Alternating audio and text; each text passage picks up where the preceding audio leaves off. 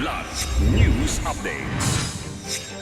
Ako po si Cesar Soriano para hatid ang mga nangunang balita sa buong kapuluan ngayon.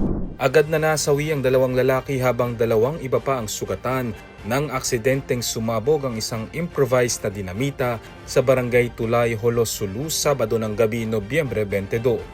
Kinilala ang mga biktima na sina Abdul Tiri Basang, 70 anyos at Indal Pascual, 40 anyos na kapwa nasawi sa bahay ni Pascual. Sugatan naman si Tuli Mislani, 40, habang damay din ang isang hindi pa nakikilalang babae na kasalukuyang nagpapagaling na sa ospital.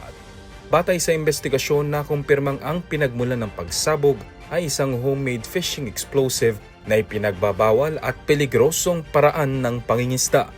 Muli namang nagbabala ang mga otoridad sa panganib at mabigat na parusa sa mahuhuling sangkot sa illegal dynamite fishing.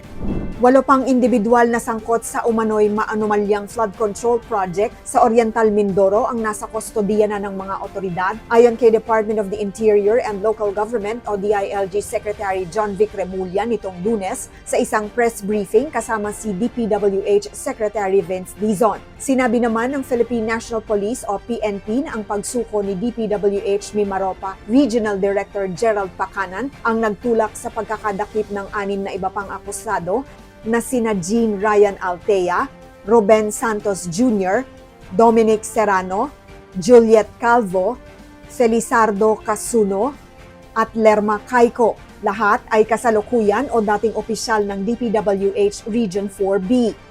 Una nang inaresto ng National Bureau of Investigation o NBI si OIC Chief Engineer Dennis Peloc Abagon kahapon, November 23, sa isang bahay sa Sikatuna Village, Quezon City na napag-alamang pag-aari umano ng isang vice-alkalde sa nabanggit na lalawigan.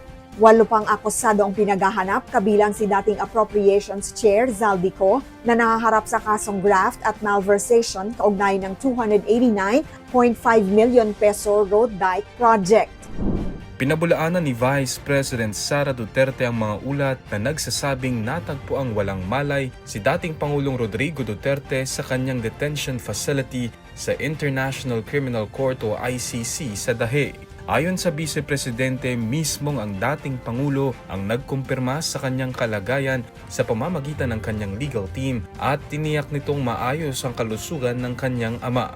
Giit pa nito na ang maling impormasyon ay nagdudulot lamang ng tensyon lalo na't nakatutok ang pamilya at mga taga-suporta sa nalalapit na desisyon ng International Criminal Court o ICC Appeals Chamber.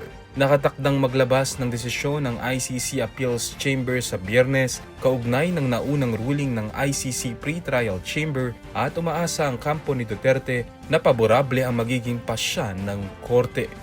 Ako po si Cesar Soriano, kasama nyo sa bawat pagputok ng balita.